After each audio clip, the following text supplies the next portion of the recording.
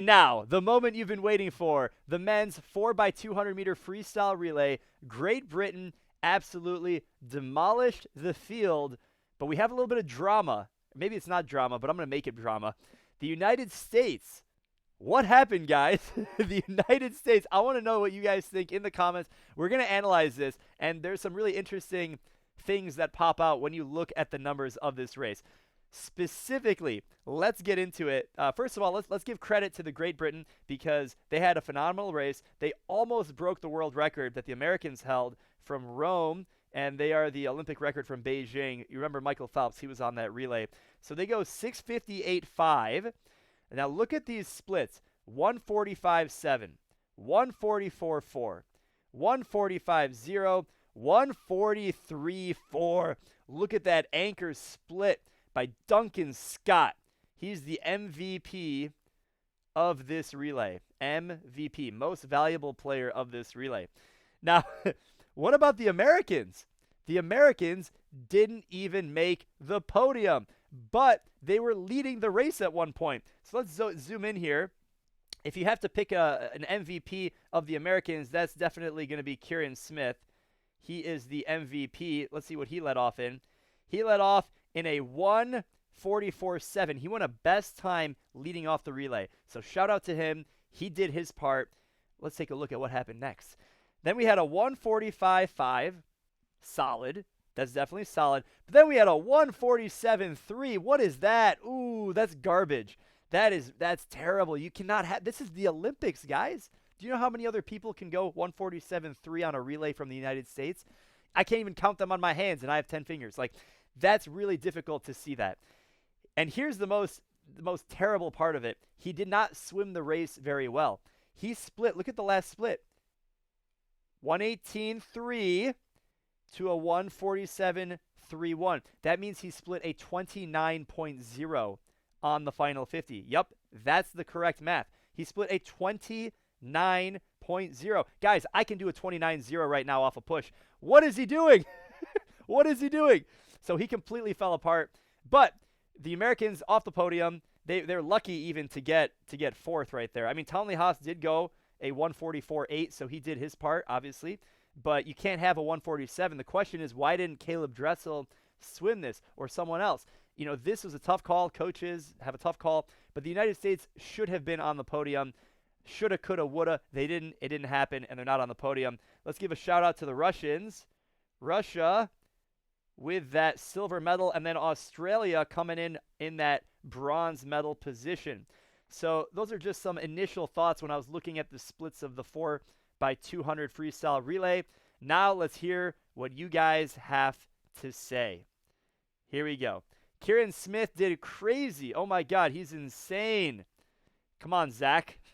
Come on, Zach. Hey, you know what? It's really easy for us watching this to hate on the swimmers, and if someone didn't perform well or someone didn't medal as expected. At the end of the day, the athletes are trying their hardest. It's not like they're not trying. So we got to keep that in mind. Sometimes the pressure of the Olympics, of the moment, the lactic acid, the racing, you get too excited, you go out fast and then die. Hey, you know what? Stuff happens and you move on. The worst event for the men in history. I don't know if it was the worst in history, but it wasn't good. Apple went off in the relay but declined from there. They were 300ths away from the world record. Yeah, Team Great Britain did a phenomenal job here. 6:58.5. And actually, Tom Dean, I mean, he didn't blow it, but he went really slow. He went 1:45.7. If he had just gone his best time that he went 1:44.2 yesterday, they would have gone a 6:57. Low. They would have gone a 6:57.1 if he just went the same time he went yesterday. So they would have obliterated the world record. Tom Dean underperformed. Yeah, that's who we were just talking about. Yeah.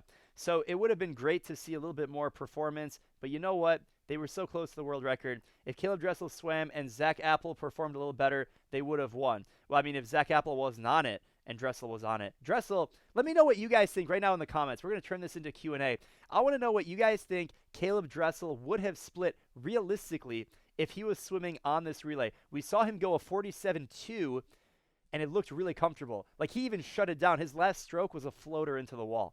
So if you got to think, if someone can go a 47.2 cruising, he went a 146 at the trials and only swam the event once. He scratched. He didn't even swim the semifinal or the final.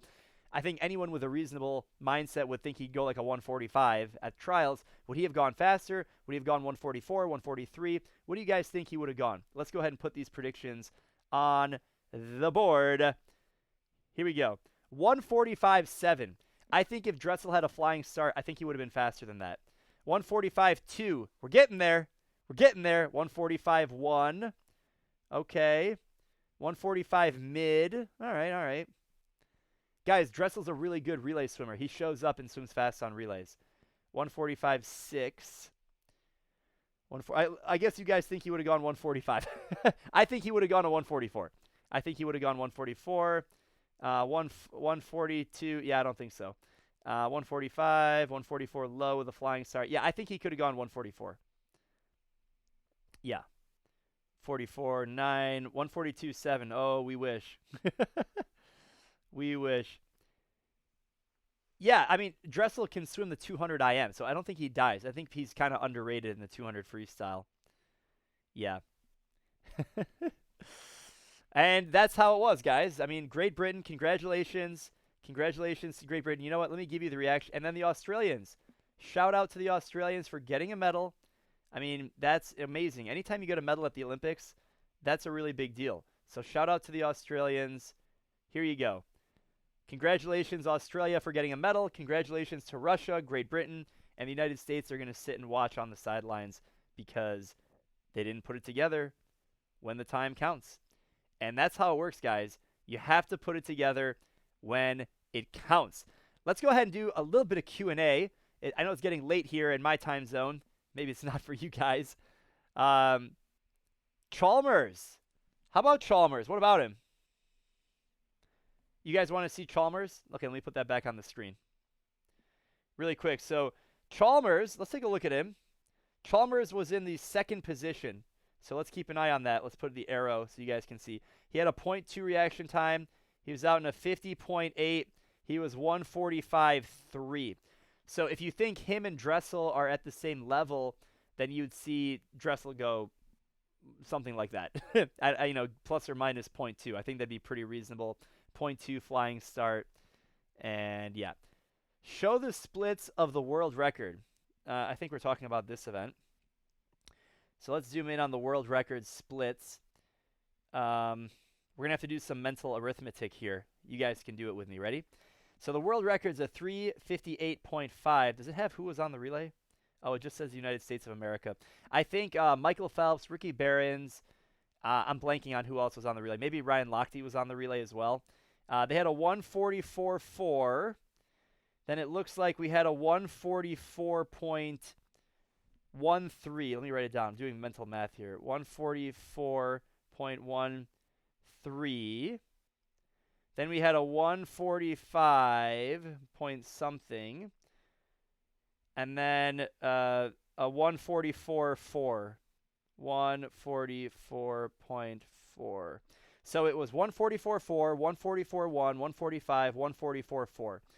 So first, second, third, fourth. I know that's kind of confusing, but I read it out loud. So hopefully that gives perspective on how the United States broke the world record in 2009 at Rome. If you compare that to what Great Britain did, you know, they were certainly in a very similar position. But Duncan Scott came home in a 143.4.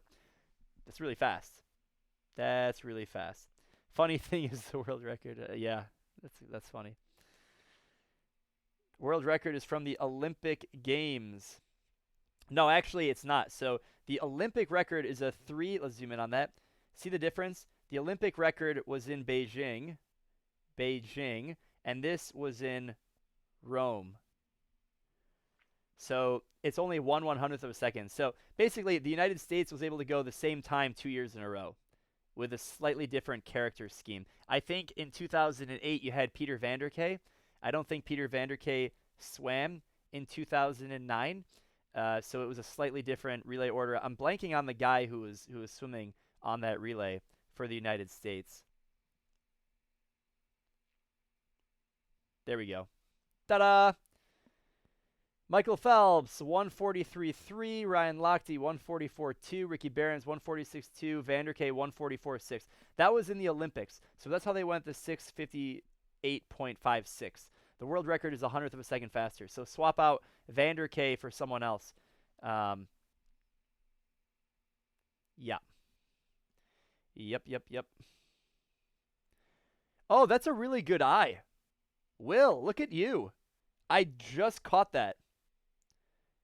That should have been a disqualification for Team Australia. Oh, boy. I just noticed that. We're looking at this live, guys. I don't think he'd be reacting like that if they got disqualified. Yeah, wait a second. What are we looking at right here? So to clarify what we're looking at, and for all the people who are not as familiar with reading results. So this is called reaction time, this whole column. So the first swimmer had a 0.75 reaction time. That means from the beep to when their feet leave the block, it's 0.75.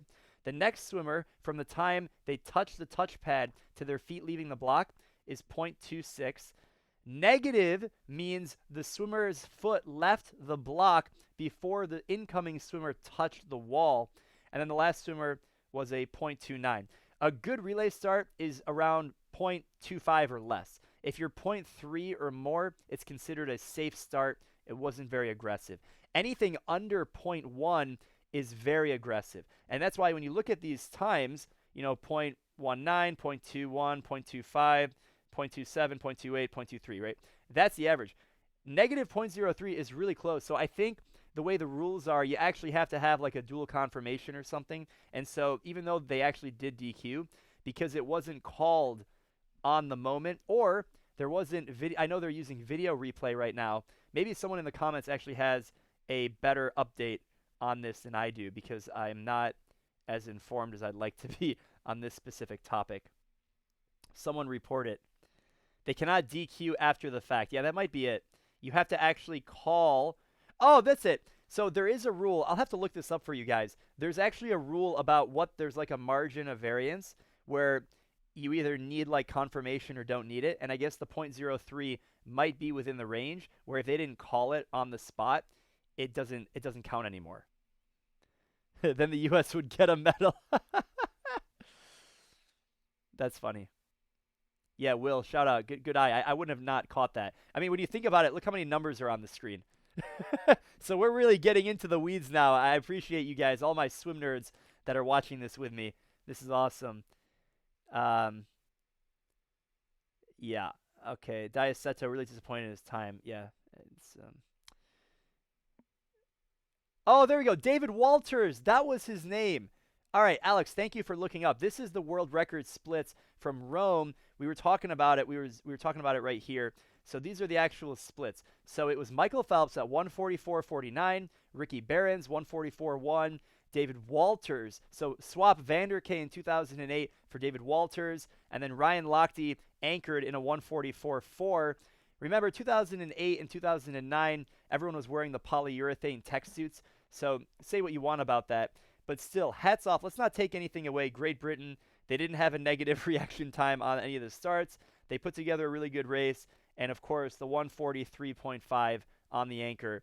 That's why you win the gold medal. And, yeah,